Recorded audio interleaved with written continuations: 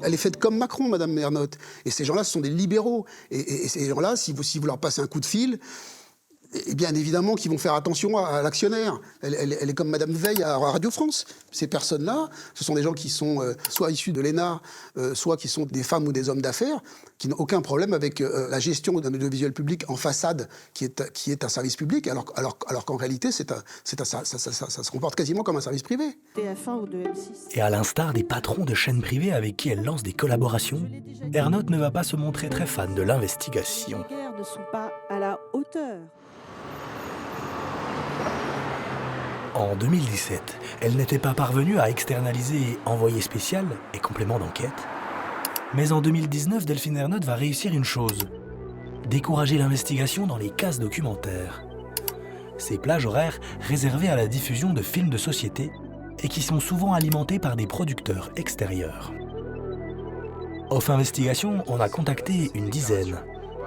Tous ont souhaité garder l'anonymat, mais tous nous ont confirmé que sous Ernotte, il était devenu de plus en plus compliqué, voire impossible, de placer des sujets d'investigation ambitieux à France Télé.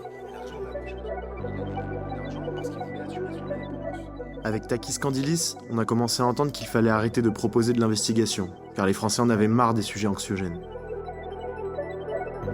Takis Candilis, issu du groupe TF1, considère le plus souvent que l'info ne marche pas et qu'il faut proposer aux gens des programmes qui les divertissent. On a dit qu'il fallait du journalisme de reconstruction, plus positif et plus concernant. À Paris, ce journaliste d'investigation est l'un des rares à accepter de témoigner de la façon dont beaucoup de producteurs extérieurs ont vécu ce changement de paradigme. Ce qui s'est produit comme changement, c'est que depuis que Delphine Ernotte est présidente de France Télévisions, elle a décidé, c'est ce qu'on nous rapporte, que l'investigation c'était pour les magazines et que le documentaire c'était pas sa place. Le documentaire c'est découvrir, comprendre, apprendre, enfin c'est présenté comme ça. C'est aussi un regard singulier, le regard de l'auteur, de l'autrice. On connaît tous ces discours plus ou moins justifiés sur l'écriture documentaire. Mais que donc l'investigation documentaire c'était fini. Alors c'est dommage parce que ça fait moins d'investigation. Et si ma mémoire est bonne, France Télévisions commande et diffuse près de 1200 heures par an de documentaires. Donc sur ces 1200 heures, quand on supprime l'investigation pure et dure, on supprime aussi des films d'investigation possibles. Affaiblir l'investigation documentaire, c'était également à l'époque le rêve de certains macronistes comme Marlène Schiappa.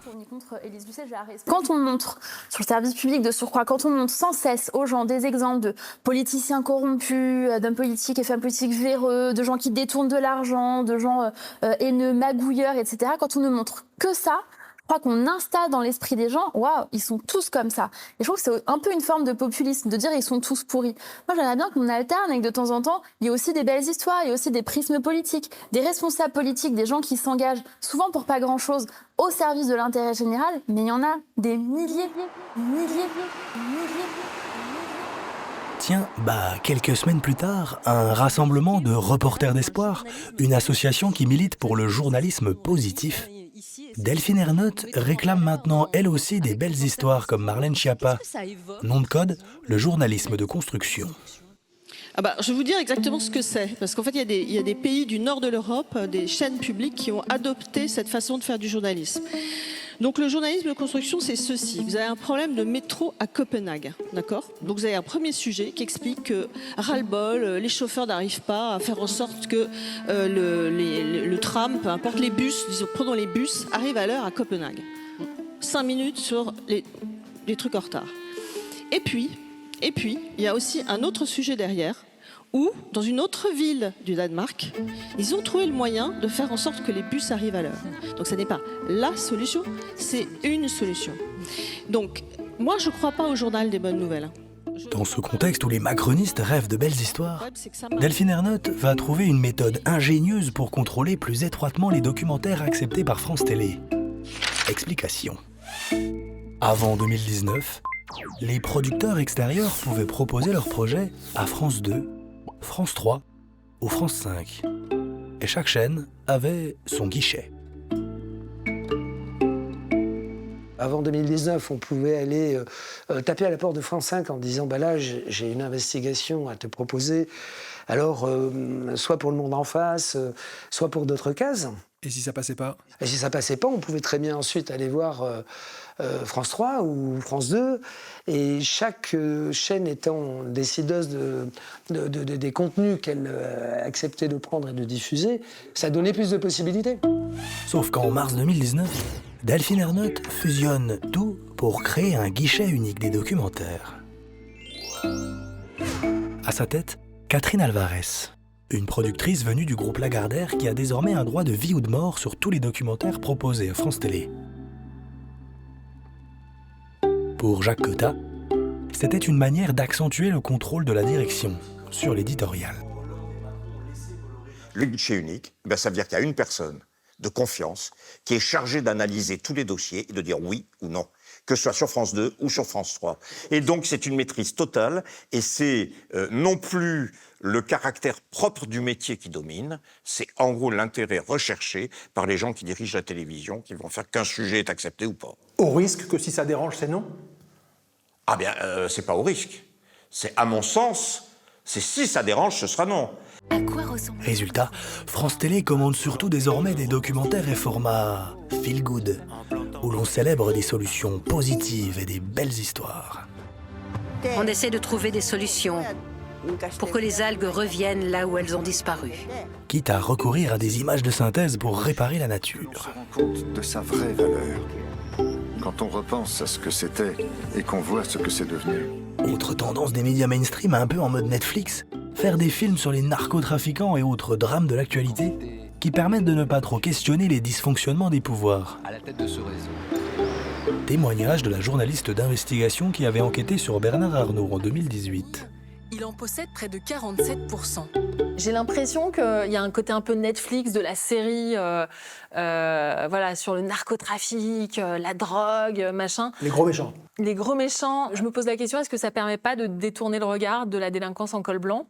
Et qu'à côté de ça, l'évasion fiscale continue et que Bernard Arnault, entre le moment où j'ai fait mon enquête et aujourd'hui, je crois qu'on est passé de 58 milliards à 200 milliards, mais c'est délirant, quoi, en fait. Et à côté de ça, les services publics sont par terre, il manque 2000 profs. Hein. Voilà, il y a plus assez de profs pour éduquer nos enfants. Voilà, et en même temps, moi, ce que je vois, c'est ça, c'est cette tendance à faire des séries sur les narcotrafiquants. Et je me dis, mais est-ce qu'il y a encore de la place pour ce travail d'enquête qu'on a fait pendant ces années florissantes de l'investigation? Ouais. Il y a un seul sujet où tout le monde est prudent à France Télé, c'est la politique. Mais c'est là où les responsables de France Télé, les responsables des programmes, se posent plus de questions. Parce que, par exemple, M. Sarkozy, qui a beau avoir abandonné la politique, est toujours un homme influent. Parce qu'il est très difficile, forcément, d'enquêter sur la présidence de la République, de se faire d'influence. Qui peut aujourd'hui diffuser un vaste documentaire d'enquête sur la manière dont la présidence de la République a pu fonctionner ces dernières 5 ou 7 années? Pas grand monde.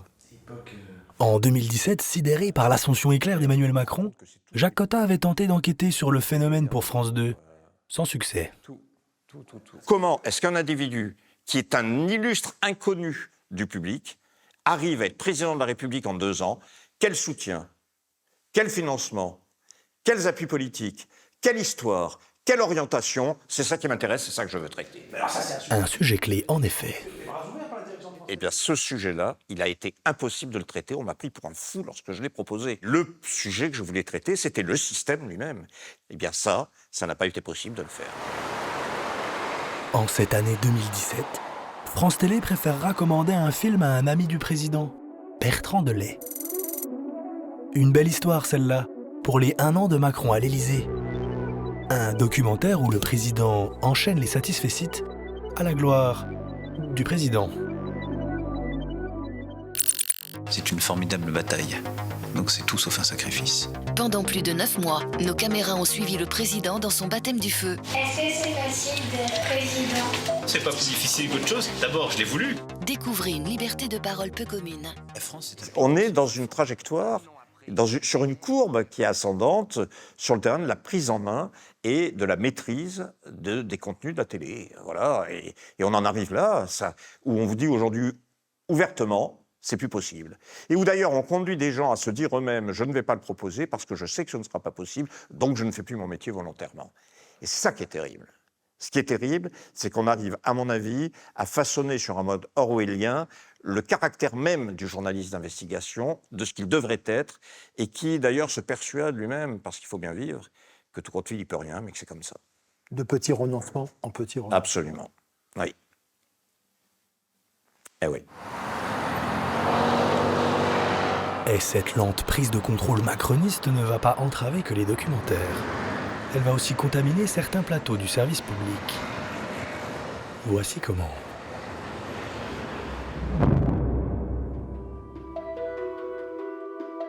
Depuis son arrivée à la tête de France Télévisions, Delphine Ernotte a laissé des amis du président privatiser à bas bruit les talk-shows politiques de France 5. Vous savez, toutes ces émissions en C de fin de journée, où des personnes importantes viennent débattre des sujets du moment. Le point commun de toutes ces émissions à l'ambiance bourgeois-bohème, Delphine Ernotte les a confiées à 2 gros producteurs privés, proches de Macron. Xavier Niel et Renaud Levanquim. Ancien producteur du grand journal de Canal+, Levanquim a été débarqué de sa boîte de prod par Vincent Bolloré en 2015. Il a ensuite fondé Brut et Together, qui produit depuis 2016 les émissions de Karim Rissouli, C'est ce soir, et de Thomas Negaroff, C'est politique. Chaque année, Levanquim générerait près de 40 millions d'euros de chiffre d'affaires grâce à France Télé. Alors, quand il est interrogé dans les médias, il n'oublie jamais de remercier sa bienfaitrice, comme Delphine Ernotte dans Le Monde en 2019. J'adore échanger avec Delphine Ernotte, la patronne de France Télévisions. J'adore cette femme, très disruptive, inattendue. Levanquim flatte aussi Nathalie Darry-Grand, celle qui lui avait ouvert les portes de France 5 en 2016. Je remercie encore Nathalie Darry-Grand de m'avoir permis de qui est la patronne de France 5. Qui est la directrice de France 5, qui m'a permis de mettre, et qui avait envie et qui nous a beaucoup soutenus. Quelques années plus tard, après avoir signé les chèques pour Levanquim à France 5, Darry-Grand sera nommée directrice générale de Together, la société de Levanquim. Bonjour l'entre-soi et le pantouflage, avec l'argent du contribuable.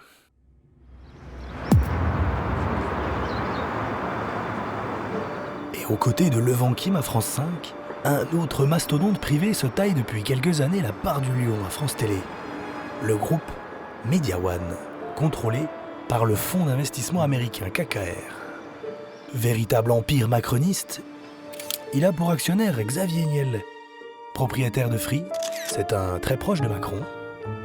À ses côtés, Mathieu Pigasse, banquier de chez Lazare et ami de Dominique Strauss-Kahn, et Pierre-Antoine Capton, un producteur de Trouville. Au fil des ans, Media One a racheté une 60aine de sociétés de production. Et sous Macron, Niel, Pigasse et Capton ont fait leur trou à France 5. Ils y produisent C'est dans l'air, animé par Caroline Roux, C'est à vous, Anne-Elisabeth Lemoine, ou encore C'est l'hebdo, Ali Badou. Bonsoir à tous et bienvenue dans C'est l'hebdo. Merci d'être fidèles. Montant du pactole, près de 150 millions d'euros par an. Une poule aux œufs d'or, comme le reconnaissait Xavier Niel devant les sénateurs en 2022. Et qu'est-ce qu'est devenu Media One ? Media One est devenu un des 3 leaders européens. La production marche incroyablement bien en France. Pierre-Antoine Capton, qui dirige ce groupe, fait un boulot incroyable, fantastique. Encore une fois, c'est une idée qu'on a eue il y a 4 ans avec Mathieu Pigasse et lui, tous les 3. On est 4 ans après. Il a acheté 70 entreprises de production audiovisuelle.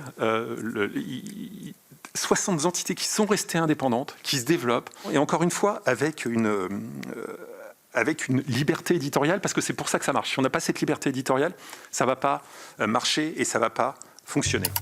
Liberté éditoriale ? À voir. Car l'actionnariat de Media One est, comment dire, très macroniste.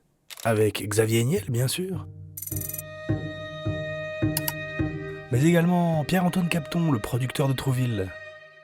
Lui aussi a réussi à s'attirer les bonnes grâces du président, notamment en produisant dès sa campagne de 2017 un documentaire à sa gloire sur TF1. Nous avons été les seuls à suivre Emmanuel Macron durant les 200 jours qui ont précédé son élection. Ils verront un type qui a envie d'y aller. Depuis, entre Macron et Capton, c'est le parfait amour. En 2022, le puissant producteur recommandait au président un lobbyiste de l'école Murdoch pour gérer sa com, Frédéric Michel.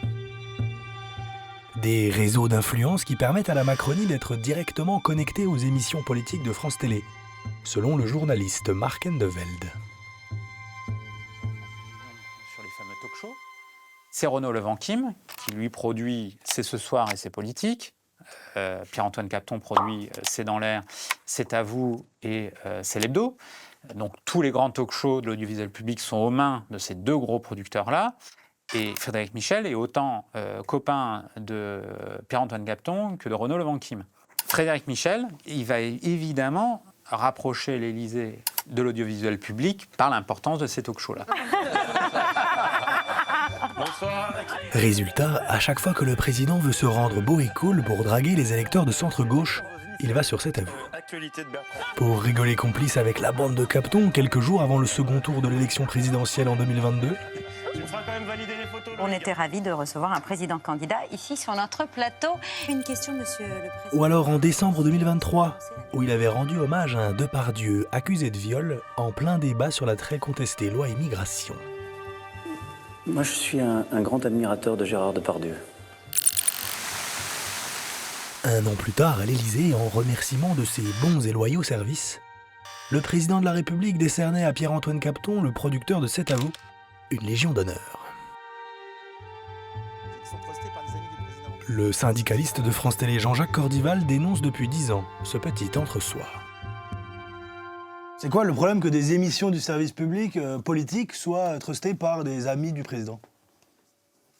Bah, vous voyez pas un problème quand vous avez ça? Vous me dites quel est le problème si des émissions politiques sont trustées par des amis du président? Bah, c'est, je sais pas, l'impartialité, le pluralisme, la véracité. Il y a quelque chose qui va pas. Pierre-Antoine Capton, que le président de la République a décoré de la Légion d'honneur récemment. Voilà. Et Xavier Niel, qui est allé faire la pub pour sa nouvelle box sur l'émission de France 5 qui produit sur France Télévisions. Ah bon? Ce que vous vendez, c'est la nouvelle box Ultra. Ah oui, c'est vrai. Niel vend des box aussi. Alors, fin janvier 2024, il était allé en faire la promo sur son plateau, en répondant aux questions de son employé. Pratique. Vous l'avez présentée ce matin. Elle coûte 50 € la première année, 60 € les années suivantes, avec toutes les plateformes de streaming, Netflix, Amazon, Disney et Canal+. L'Ultra Box qui est plus chère que la précédente, la Delta, mais qui reste très concurrentielle. Voilà. Et il a d'ailleurs été sanctionné un peu pour ça par le CSA, qui a dit il faut être vigilant quand même. Hein. Voilà, il faut être vigilant. Donc oui, aujourd'hui, vous avez des gens qui sont proches du président, mais que tout le monde connaît, Xavier Niel et Pierre-Antoine Capton, qui sont dans Media One. On est en conflit d'intérêts évident, permanent, c'est pas possible autrement. Comment voulez-vous dire ça C'est une évidence qu'il y a un conflit d'intérêts. Sous Emmanuel Macron, Delphine Ernotte aura donc accepté bien des compromissions. Je ne ferai pas tout avec moins. 3 ans plus tard, les économies réclamées par le chef de l'État ont été concédées. C'est quand même un effort de près de 400 millions qu'il faut qu'on arrive à trouver. La télé publique s'est lentement privatisée pour le plus grand bonheur des amis de Macron. L'investigation a été éliminée des cases documentaires. La télé privée façon TF1 M6 érigée en modèle. Pour des contenus aseptisés, voire complètement macronisés. La révolution de la planète est en marche. En 2020, c'est avec ce bilan très macron-compatible que Delphine Ernotte se présente devant le CSA pour être renouvelée pour un 2e mandat. C'est un honneur pour moi et une joie de venir présenter devant vous ma candidature à la présidence de France Télévisions. La télévision publique, c'est une formidable entreprise de rêve qui se heurte aux réalités. La télévision publique, c'est contribuer à un projet de société. Tout en novlangue macronienne, Delphine Ernotte va chanter les louanges d'une fusion de l'audiovisuel public prônée par Macron, mais décriée par ses troupes. Écoutez bien. Je ne sais pas encore, mais j'ai des convictions. La première, c'est que l'union fait la force. Il faut poursuivre la dynamique de projets communs au sein de l'audiovisuel public. Parce que c'est par des projets emblématiques qui rassemblent les énergies que nous allons progressivement construire une holding par la preuve. Toutes celles et tous ceux... Une petite musique libérale de nature à séduire le président du CSA, nommé par Macron. Le 22 juillet 2020, le gendarme de l'audiovisuel renouvelle le mandat d'Ernotte. Pour Christophe Nobili, c'est le signe qu'elle avait accepté d'être mise au pas par l'exécutif. Comment vous mettez le service public au pas? Vous lui mettez une grosse laque en disant c'est l'arme de la République, vous faites une campagne contre Ernotte, vous lui serrez les budgets, vous lui enlevez 20 millions par-ci, 40 millions par-là, vous la sonnez. Et là, la pauvre, elle pleurniche, elle dit « Moi, je veux fromage et dessert, je veux pas fromage ou dessert. » Bon, bref, tout ça, c'était très rigolo. Vous avez une grève en 2017, enfin bon, bref. Et après, eh ben, à nouveau derrière, vous lui faites comprendre que vous allez faire en sorte qu'elle soit renommée. Et là, elle redevient gentille. Vous redevenez gentil avec elle. C'est comme les maris violents, si vous voulez. C'est-à-dire qu'ils frappent, et après, ils viennent vous faire des bisous. Et c'est comme ça Eh oui, non, mais c'est la même chose. Quand un PDG arrive dans une nouvelle boîte, qu'est-ce qu'il fait? Il coupe un tiers de la direction, il se comporte comme le dernier des salopards, il met les gens sous pression, il leur fait peur, puis après il va les câliner en disant « Toi, t'es formidable ». Et c'est comme ça que vous tenez les équipes. Et ben, Macron, il a fait pareil avec Ernotte. Il arrive, il lui baisse les budgets, il lui coupe tout. Et le deuxième mandat, ben, ça roule. Macron ne sera plus jamais emmerdé par Ernotte. Voilà, ne sera plus jamais emmerdé par Ernotte. Informe, élève et émancipe. Parmi les couleuvres avalées par la présidente de France Télé lors de son second mandat, la suppression de sa seule ressource financière pérenne, la redevance. Vous venez de voir la première partie de notre nouvelle enquête. L'intégralité du documentaire est déjà disponible sur notre site offinvestigation.fr et en avant-première pour nos abonnés. Si vous souhaitez voir la suite dès maintenant et surtout nous permettre de continuer à enquêter librement sur les milieux du pouvoir des médias et de l'argent, abonnez-vous. Votre soutien garantit notre indépendance et la possibilité de produire ce genre d'enquête sans sponsor, sans actionnaire extérieur et sans aucune pression éditoriale. Si vous regardez cette vidéo après la sortie complète sur YouTube, sachez que tout cela n'existe que grâce à celles et ceux qui nous soutiennent déjà. Merci et à très bientôt pour la suite.